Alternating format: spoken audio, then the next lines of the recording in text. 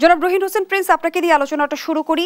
সোমবার EU commissioner আজা লাবিবের সাথে আলাপে অন্তর্বর্তী সরকারের প্রধান উপদেষ্টা বলেছেন ভোট সম্ভবত এবছরের ডিসেম্বরের মধ্যেই অনুষ্ঠিত হবে।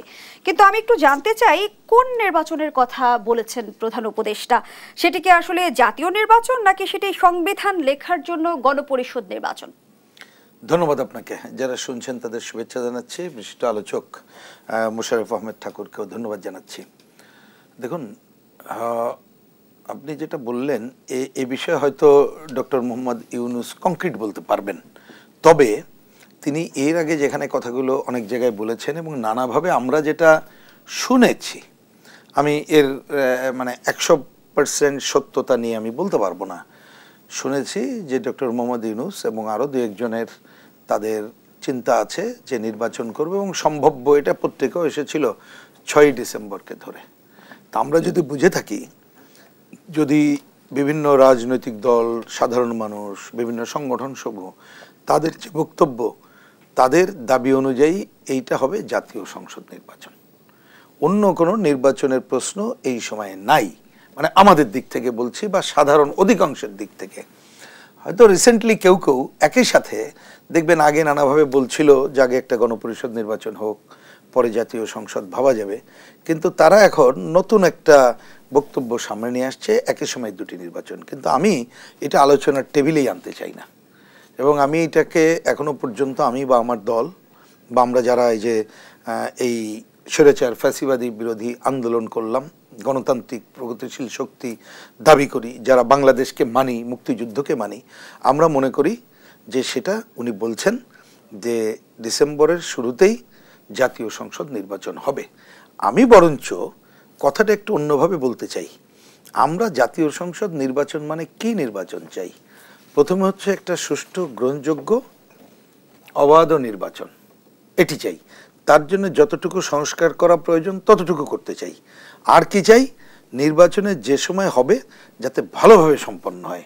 আমি বরঞ্চ বলতে চাই যে আমাদের প্রধান উপদেষ্টা তিনি যদি সত্যি সত্যি আকাঙ্ক্ষা করে থাকেন যে ওই প্রথম সপ্তাহে তিনি জাতীয় সংসদ নির্বাচন করবেন, কিন্তু আমি দেখতে পাচ্ছি এটা তো ফেব্রুয়ারি মাস, মার্চ মাসের প্রথম সপ্তাহে আমরা আছি, এখনো অনেক সময়।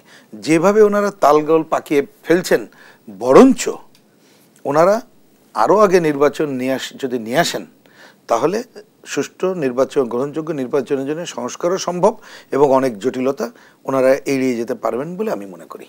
ইইউ প্রতিনিধিকে প্রধান উপদেষ্টা বললেন ডিসেম্বরে নির্বাচন হওয়ার সম্ভাবনা রয়েছে। এর আগে আমরা দেখেছি যে বিদেশি গণমাধ্যমকেও প্রধান উপদেষ্টা বলেছেন ডিসেম্বরের নির্বাচনের সম্ভাবনার কথা, কিন্তু সরকারের নির্বাচনী প্রস্তুতি আসলে সন্তোষজনক কিনা? না, আমি দুইটা দিকে বলি। আমি যদি বুঝে থাকি, ধরেন নির্বাচনের শিডিউল ঘোষণাবন্য কাজ করবে কে? নির্বাচন কমিশন। এই একটা। আরেকটু আবার রিপিট করতে আমি বলছি, আমরা কিন্তু শুধু নির্বাচন, মানে আগের তো নির্বাচন ব্যবস্থাটা ফেল করে গেছিল, কিন্তু ভালো নির্বাচনের জন্য কিছু কিছু সংস্কারের কাজ করতে হবে, সেটা করতে হবে। আমরা আমাদের অভিজ্ঞতা এবং এখন নির্বাচন কমিশনের সাথে কথা এবং অন্যদের সাথে কথাই যদি বুঝি, নির্বাচনের এই সময় প্রস্তুতি নেওয়া খুবই সম্ভব। দুইটা কাজই করা সম্ভব। এক নম্বর, সরকার কথার কথা কালকেই নির্বাচন কমিশনকে বলবে যে তোমরা অমুক দিন প্রস্তুতি নাও এবং তোমরা শিডিউল ঘোষণা করো। আর এই সময় রাজনৈতিক দলগুলোর সাথে অন্যদের সাথে কথা বলে তারা হিসাব করবে যে সুষ্ঠু, গ্রহণযোগ্য নির্বাচনে যে কী কী সংস্কার করা দরকার। আমাদের নির্বাচন কমিশন, উপদেষ্টা পরিষদ এবং প্রয়োজনে সুষ্ঠু নির্বাচনের যদি কোনো অধ্যাদেশ করতে হয়, এইটা খুবই অল্প সময় করা সম্ভব। মানে আমি কি বলবো, যে নির্বাচনের প্রস্তুতি নির্বাচন কমিশনের আছে, শুধু সরকারের সদিচ্ছা উপরই এটা নির্ভর করছে। তাহলে আমি মনে করি খুবই সম্ভব এই যে বললাম ডিসেম্বরের অনেক আগেই জাতীয় সংসদ নির্বাচন সম্পন্ন করা। জনাব রহিন হোসেন প্রিন্স, আপনি সংস্কারের কথা বলছিলেন, বিশেষ করে নির্বাচন কেন্দ্রিক সংস্কারের কথা আপনি বলছিলেন, কিন্তু আমরা অন্তর্বর্তীকালীন সরকারের 7 মাসের কর্মযজ্ঞ যদি আমরা একটু পর্যবেক্ষণ করি, আমরা দেখেছি যে সংস্কারের ইস্যুটি কিন্তু আলোচনার টেবিল পর্যন্তই আটকে আছে। এই যে সংস্কার বাস্তবায়নের পথে সরকার হাঁটতে পারলো না, এর দায় আসলে কার? আমার ধারণা একেবারে, মানে আমি একটা কুইক কমেন্ট করি, কারণ অ্যাকচুয়ালি অনেক কমেন্ট আমরা করি না। একটা রাজনৈতিক কর্মী হিসাবে কতগুলো আমরা একটু শিষ্টাচার, ভব্যতা এগুলো একটু রক্ষা করে বলি, কিন্তু আমি বলতে বাধ্য হচ্ছি, আমার ধারণা হচ্ছে ওনারা কালক্ষেপণ করছেন। 2 নম্বর, ওনার সংস্কারের নামে আমরা যতটুকু বলতে চাই, আমরা কতটুকু বলতে চাই আমি কিন্তু আগেই বলেছি, একটা ভালো নির্বাচনের জন্য যা যা সংস্কার এইটুকুই, আর তার বেশি ইচ্ছা করলে তো অনেক কিছু আমাদের এখতিয়ারে নাই। এর জন্য একটা নির্বাচিত পার্লামেন্ট লাগবে। কিন্তু হয় প্রথমে কালক্ষেপণ করছে, অথবা কেউ কেউ মনে করতেছে কোনো একটা কিছু করে কারোর কারোর বিশেষ এজেন্ডা আছে, সেই ধরনের কোনো কিছু বাস্তবায়ন করবে কিনা।